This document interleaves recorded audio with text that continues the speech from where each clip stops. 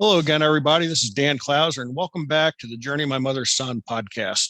Today I'm joined with Katelyn, Reece, and Matt Abbott, better known as RustedMelody, which is a folk duo that Sandy and I had the chance to see perform live at and down in East Ellijay, Georgia, at Talona Ridge RV Resort, and incredibly talented musicians here. Guys, thanks a lot for joining me on the podcast today. Yeah, thanks for having us.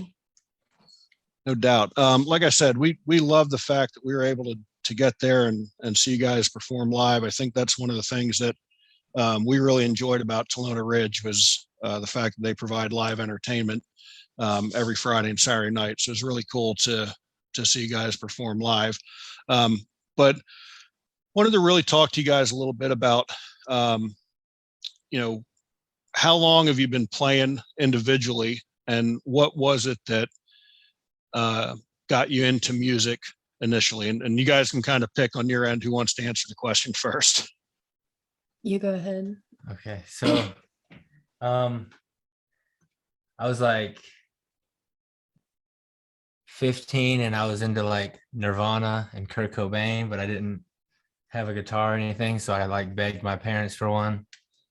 And I used to have this book that he wrote of like lyrics, and I used to read it in like 7th grade. So I finally got a guitar, and then me and my buddy, we used to call each other and like play riffs that we learned over the phone to each other. So that's how I got started, and then it evolved, and I've been playing for like 18 years now. Wow. And for me, I've been teaching myself for about like 3 or 4 years now, right? Something like that. I started out on the guitar and just taught myself kind of the basics, and then started learning some bar chords, and then I picked up the ukulele. And since I was already pretty good on the guitar, the ukulele was just such a breeze for me to pick up, and I caught on to it really fast. And it's just been something I've really enjoyed, figuring out. Yeah, I would have never guessed that you've only been playing for 3 years. So that's impressive for sure. Thank you. And I mean, you guys have a pretty busy schedule of playing shows. I mean, since we saw you that night, I follow you guys on Facebook, and I mean, you guys are playing just about every weekend, and some weeknights in there as well. What is it that you get personally out of performing live? It makes me super happy and feel like I guess I matter, which is cool. Love that. For me, I would say I get connection with other people out of it, and I really enjoy that about it. I really enjoy when I see someone in the audience really enjoying the music. There's just a different vibe when the crowd is enjoying you. No, I agree with that wholeheartedly, and I think that's one of the things.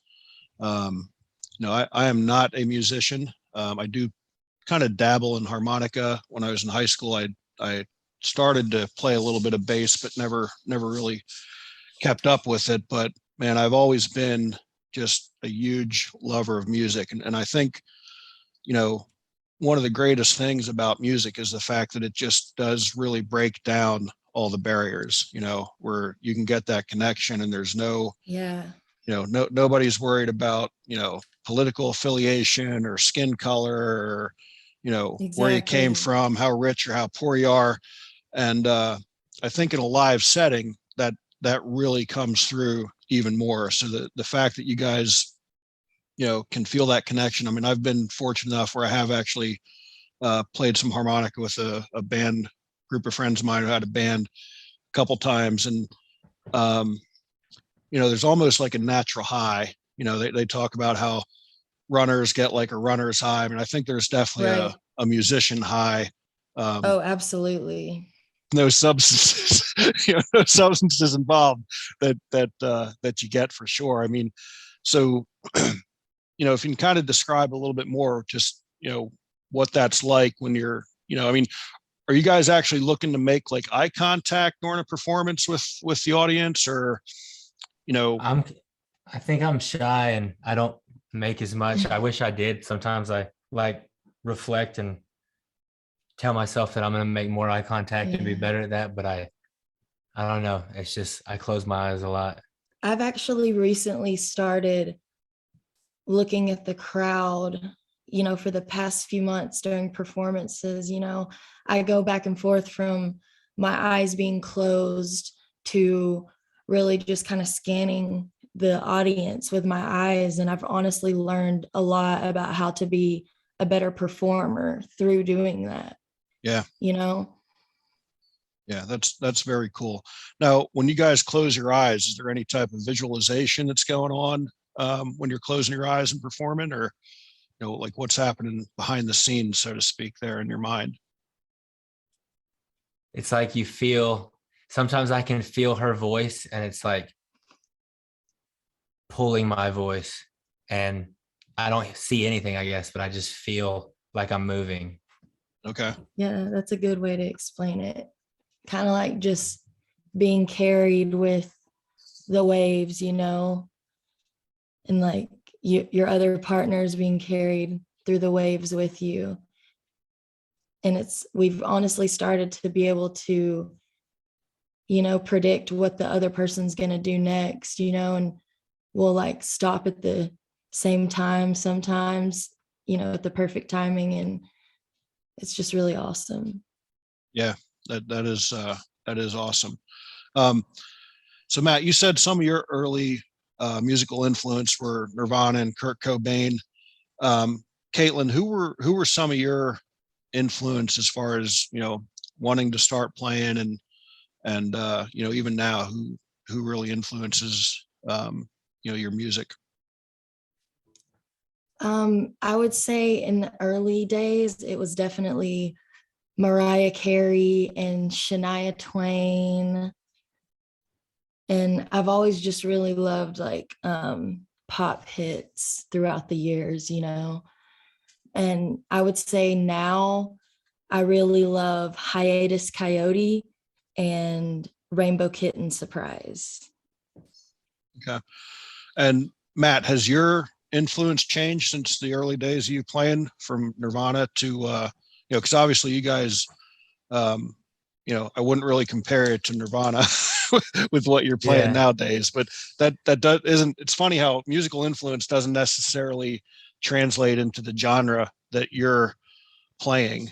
Because we were in Memphis a couple months ago, and we went to Graceland, and we saw bands like Kiss, who said they were influenced by Elvis Presley and Kid Rock and Bruce Springsteen. So like there's this whole array. So for you, Matt, how has that evolved, and who are some of your influences now? When I was 21, I got really into Bob Dylan.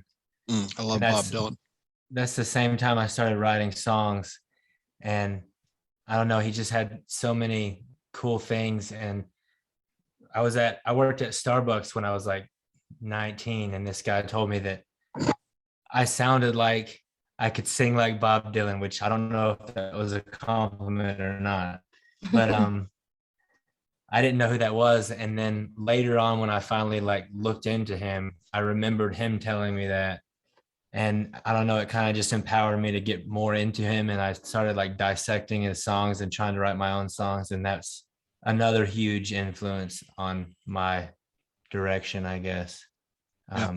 And I liked the way he wrote songs with a meaning. Like I realized that you could write songs that were just super powerful and could change directions, in people's lives or whatever, which is awesome. Yeah. I think storytelling in songs is very powerful for sure. So a lot of the stuff that you guys do when you're performing are covers, but you do have some original stuff. You just talked about your own songwriting. Tell me a little bit about the, the creative process and the songwriting process for, for you guys? Is it always kind of a joint venture, or is it, one of you writing something and saying, hey, check this out, how can we put this together? How does that work for you? No, that's definitely all him. Like, We're still learning and evolving with that. I think we'll be Yeah. able to write together soon. I'm working on my writing, but he's definitely written all of the stuff, so he's more of the writer. And then Yeah. when like when you're writing, Matt, is there like a visualization of, all right, here's where, we're going to harmonize, here's where, this is going to be Katelyn's part. This is how the uke plays into it. I mean, how does that process work when you're putting a song together? Usually I just start with just some words, and then I try to evolve everything around that. So it starts with words, and then if it can go from words to a melody, that's just the guitar and my vocal, and then I bring her in when I have something kind of down, and then it evolves from there. But she puts a lot of color in it. So Right. That's cool. Now, I love when I'm talking to creative people, with myself being an author as well. And I don't think people who are not creative can understand how the creative process works. So, are there times like, do you feel the writing comes to you, or do you feel that you're out searching for the writing? I feel like I stopped searching, and whenever I do now, it just comes. And I used to try to search it and force it, and then I could write a bunch of stuff, but it wasn't, really ever great or anything. And now I write a lot less, but when I do, it actually has a lot more substance. I probably should write more and like intentionally make myself write and like try to keep a journal. I've been trying to think about doing that, but I haven't done it. But usually I just, ride down the road and there's some thought in my head that sounds cool. So if I write it down, it'll go somewhere. If I don't, then I'll lose it forever. Right. Yeah, I know. I was watching a documentary of another artist who, he said that something could come to him just, walking the street or whatever, and he would, stop and not necessarily write it down, but, whether he was actually singing it, if the melody and the lyrics came together, he'd, talk to it into his phone, so that he had it, so that it wouldn't, he wouldn't lose it down the road. So it's interesting how that process works for everybody. So I love that for sure. What so Matt, what else do you play? I know you played harmonica a little bit during the show we were at, but what other instruments do you play other than guitar, if any? Just guitar, really. I can't say I'm good at anything else. He can honestly play anything though. Like I've literally seen him pick up every instrument ever and like at least be able to get by on it, Yeah. And that's just amazing to me, because like I said, I tried, playing bass, and just it never, and I don't know. I mean, I was just a teenager at the time, and maybe had some distractions. So, so I have a huge Right. amount of respect for, especially. I mean, you guys are both self-taught. So, I mean, that in its own right Yeah. is just incredible to me. My nephew is a very good guitar player, and he's self-taught as well. And Mhm.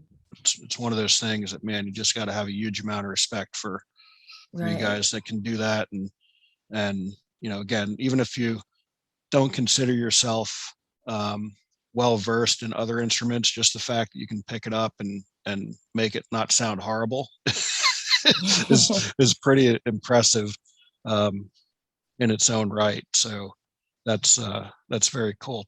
Tons of respect for both you guys for being able to do that. And self-teach. So, outside of performing live, you guys are a couple. So how often, not performing in front of an audience, are you guys just, playing and, whether you want to call it rehearsing or just sitting down and jamming a little bit? I mean, how many hours a week are you guys putting to your craft? We'd usually play like 4 nights a week. So Mondays, usually we don't have, sometimes we have a gig Monday, but sometimes not. So usually when we're done with the week, we take like a day and like don't do any music at all. And then occasionally we'll pick up and try to learn something new or something like that, or we'll hang out with somebody and play music. But we've been wanting to start live streaming on TikTok, because that's like a cool way to make followers, and it seems like we haven't done it like sitting down with it on like alone. We've only like live streamed us playing. Okay. But it seems like it would be a really cool thing to do. Yeah, that's cool. So obviously guys are both from East Ellijay there, Ellijay. How far are you guys traveling for gigs? The farthest south we've gone is like Covington, which is like, I guess like an hour below Atlanta maybe. And Okay. Then all the way up to like McKaysville. Cool. Which is way north of here. Cool. And I mean, you guys have a pretty decent following on social media. How long have you actually been performing together? We met, I guess maybe 4 or 5 years ago at an open mic, and I guess I was hosting the open mic. I don't really remember for sure, but eventually like I heard her sing and I was like, wow. So I would like try to bribe her to come to the open mic. And I eventually just started giving her like some of the money that I made just to show up and sing with me. And then eventually we started getting a little bit of gigs here and there, like maybe once a month or so. But we both had jobs and other lives, and we weren't together. We weren't dating or anything. We were just friends. Right. So, and then later, like, I guess in 2020, when everything was crazy and everybody kind of decided they didn't like how they were living life and wanted to change things, we were two of those people that wanted to change things. So I quit my job and I talked her into quitting her job, and I said, let's just play music. I said, we can do it. We just got to start doing it, because we're not going to get good unless we just do it, So we kind of just threw ourselves out there and started doing it. And we were probably really bad. That was a year and a half ago, but we've really, really evolved a lot since then and learned a lot. And we're still learning every day. It's like a huge learning thing. Like, Yeah. It's almost like every week we listen to something and we're like, oh, and if something just clicks, and then the next time we go do it, we can just do it way better just because we heard it and we learned something else. It's I guess that's what makes it really fun. And then being able to play at different places keeps it different too, or keeps it versatile. Yeah, that's cool. And that's that's a gutsy decision to quit your job and that security of having a steady income coming in. So how did that conversation go? So you said, Matt, it was your idea. So when he first presented that to you, Katelyn, were you like, man, you've lost your mind, or like, yeah, let's do this? Or how did that conversation go? Well, honestly, everything else was just so crazy at the time, that it just seemed like it didn't really even seem that wild, because everything else was just going so crazy. So I was like, why not? Why not give it a shot? If not now, then never, at first I was probably kind of weary, but he can talk me into things really easily. So Love that. And I love kind of the reasoning, because let's face it, none of us are getting younger. This exactly. is today's the youngest we're ever going to be. And Mm-hmm.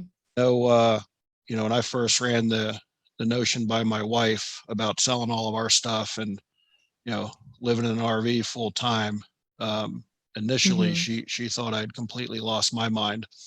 I think that's a great idea. I would also love to do that.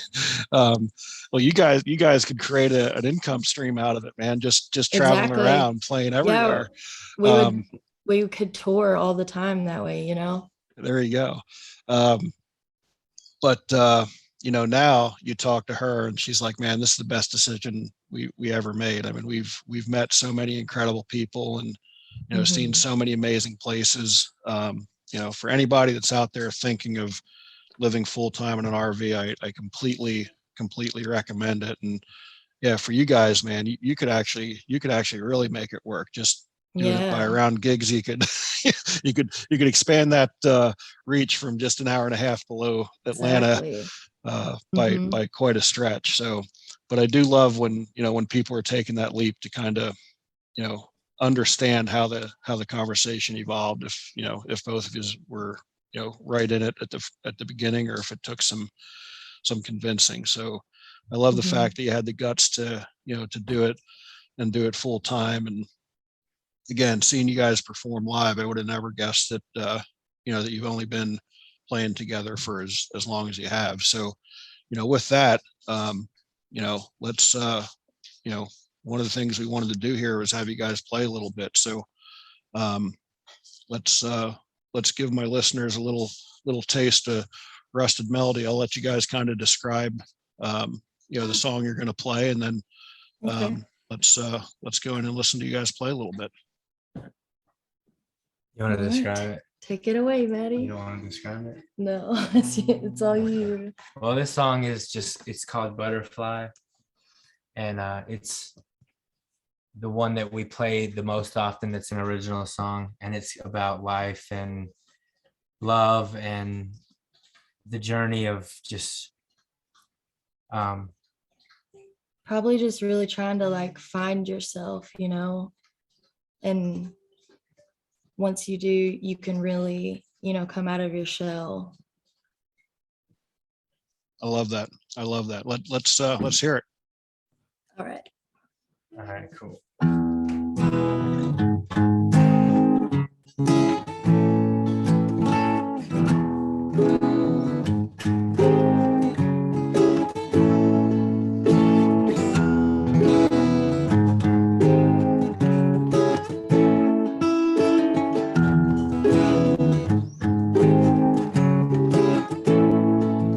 Well, I did not know what was going on inside the depths of my own mind. Like a caterpillar, no wings to fly. Yeah, gotta find the cocoon to be the butterfly.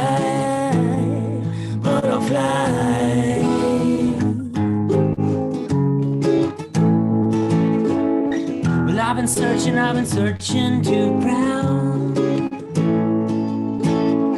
what is wicked, what is righteous, why do I still fall down? I drink the potions, swim the oceans, just hoping that I might find something real, something hidden, something hard to find.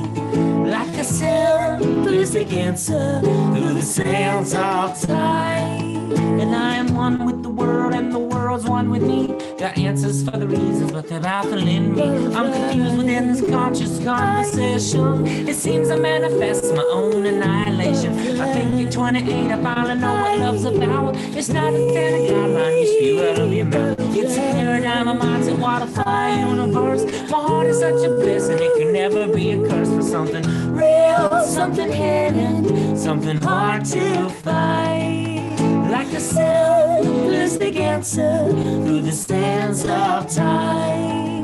And I asked too many questions that are personal to you, just stumble in my mind, but I guess I should've knew. The only thing I know is that I don't know much, just another human being looking for a soul to touch. We are broken, we are blaming, naming all the demon. Wanna break away from something, no attachment, free from suffering. I'm ashamed of how I act, how I destroy what I attract. All I am is my confessions, taking another lesson to the path, new direction, just swallowing my doubt. But every time I find a new one, I kick that cancer out for something real, something hidden, something hard to find. Like the simplistic answer through the sands of time.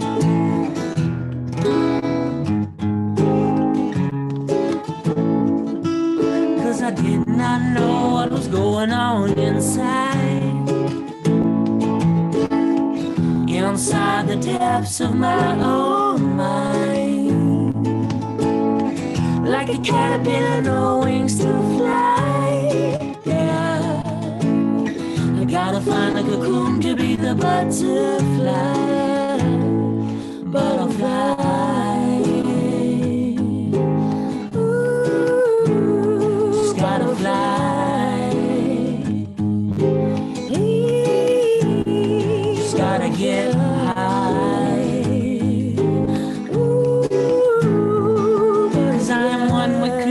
Creation's one with me. I've got answers for the reasons, but they're baffling me. And I guess at 32 I should know what love is about.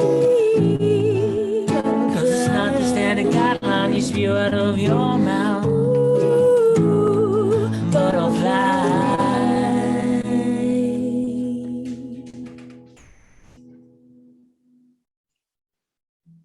That was very good, man. I love that. Love the lyrics Thank of that you. song for sure. Thank you. So Yeah, I don't he's think a great writer. you guys performed that that night that we saw you, because I'm pretty sure I would have remembered that song for sure. Yeah, we a lot of times we get caught up in the covers because that's what the crowd likes, and you know, sometimes it's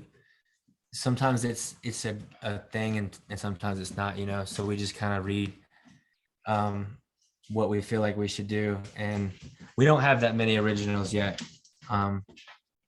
so we have a lot of stuff in the works, but not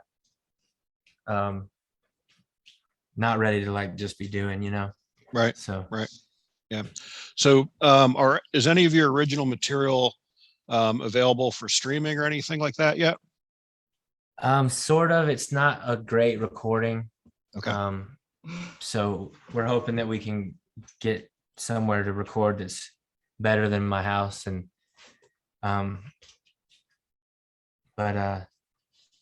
or maybe we should just re-record them with a little more effort. That might work too. Right. Right. But It's amazing with today's technology, how well you can record in a non-studio setting nowadays. But it's awesome. It's like every year it's like better too. But it costs like that much more money every year also, you know. So exactly. So. I could spend money all day, every day on music stuff. I can't help myself. And you got to balance it out. You got to make sure the gigs are paying for your habit to invest more. Exactly. So that's awesome. I love it. So what advice would you give to you know, I wouldn't necessarily say young musicians but new musicians who are, you know, contemplating you know, taking that jump from, you know, it being a hobby to you know, doing it for a living? I'd say you just gotta trust yourself and not worry about what anybody else thinks ever, because I've let myself hold myself back for a long time musically because I was afraid, or I didn't think that I was good enough or whatever. And when you jump in for real, it's not like the world you thought it was, you know. It's not scary and it's not super judgmental. it's just you, and if that's what you are, then you just do it, Love My that. advice, my advice would definitely be, like 4 years ago, I was, one of those people like standing there watching like a live musician, like, man, I wish I could do that. And, Hey, now like I'm doing it, and it's just awesome. So, and it's really easy to sorry, we pick got up dogs. guitar. Yeah, our dogs are going crazy. No Sorry about problem. that. We've got a dog as well, and honestly, the fact that he's been kind of content during this is a big win. So I can relate to that for Yeah. sure. They've been doing good this whole time until now. But yeah, that's really just, like that would be my advice, to just get on it, get an instrument. It doesn't matter if it's not even that great. The guitar I taught myself on, the action was so high that it hurt to play it. But, I was dedicated and I was determined to teach myself and learn, and my advice is just get something and download guitar tabs and learn how to read tabs and start teaching yourself, because it's a lot easier than a lot of people think it is. Yeah. So Katelyn, for you that, you just kind of started playing, and saying that, you used to sit and watch a live performance and kind of be mesmerized for me. What role did music play in your life prior to actually becoming a musician? Oh, I mean, a lot, like it would help me when I was feeling sad, but it would also, help me feel more happy when I was happy. It's been the thing that's always been there for you. Yeah.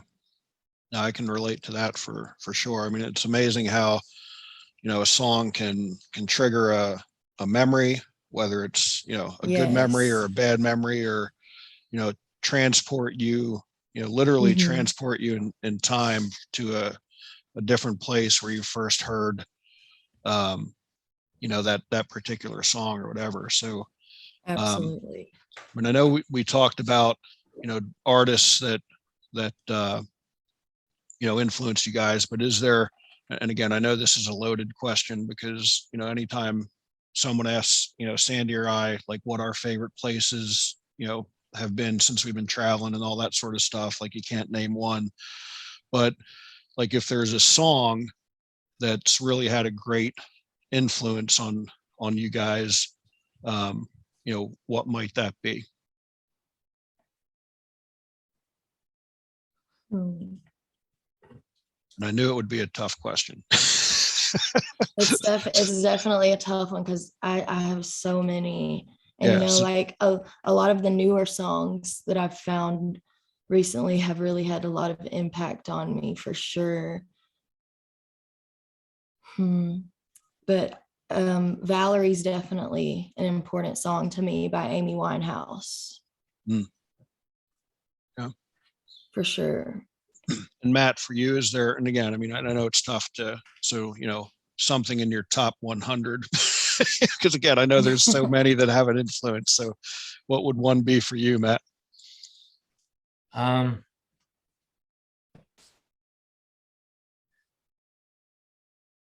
The Times Are A-Changing by Bob Dylan.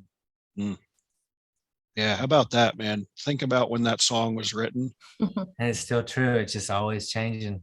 Wow. It is That's today. awesome. That's a good one. Yeah, that's awesome.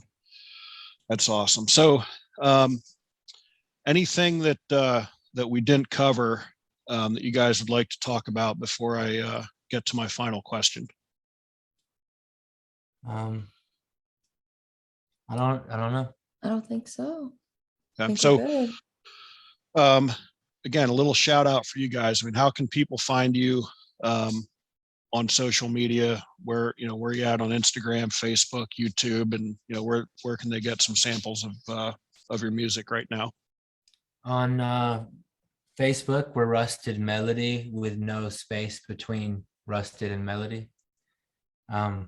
And then on Instagram, we're Rusted Melody Music. And on Spotify, we have some things that they're home recorded, but it's just at Rusted Melody with no space between. And hopefully we'll put more stuff out soon. Well, and you have a YouTube channel as well, right? Yes, also Rusted Melody, no space. Yeah. But no website, correct? Yeah, no website. Right. And if if any of my listeners are out there and would want to book you guys for a gig, is it best to get you through social media, or Yeah. would you guys want to throw your email or phone number out there? That's completely up to you. If you don't want to, that's fine. If social media is the route you want them to go, that works too. Yeah. RustedMelody@yahoo.com is our email. And then Instagram and Facebook, we reply to that as fast as we can. Question I forgot to ask earlier before I get to my final one. The name Rusted Melody, where did that come from? I actually came up with that name a long time ago, when I was first writing songs, and I don't know if I like the name anymore, but it's okay. But I just had a really crappy, actually it was a really awesome guitar that I miss, but I let my friend have it and I can still play it when I go see him. But I had really old rusted strings on there, and I was writing all these songs, and I kind of just thought Rusted Melody because my guitar was really crappy and Right. my strings were really old that I'm surprised they weren't breaking. So that's where that idea came from. That's cool. That's cool. Well, for what it's worth, I like the name. I think it's a cool name. So Well, thank you. I like the name too. I think it's cool. Yeah, it's I kept having to keep training myself throughout the podcast. Leading up to the podcast, I wasn't going to call you guys Rusted Root. I kept saying, no, it's Rusted Melody, Rusted Melody. Yeah. I like the name a lot. So again, for whatever my advice is worth, I would say hang on to it. Well, thank you. So again, brings us to our final question. Like I told you before we started recording, the subtitle of the podcast is Many Little People in Many Little Places, which comes from the opening lyrics of a Michael Franti song, Gloria, which go, when many little people in many little places do many little things and the whole world changes. So it's one of the things that you guys do on a daily basis to make the world a little bit better place. And you can decide who wants to answer first.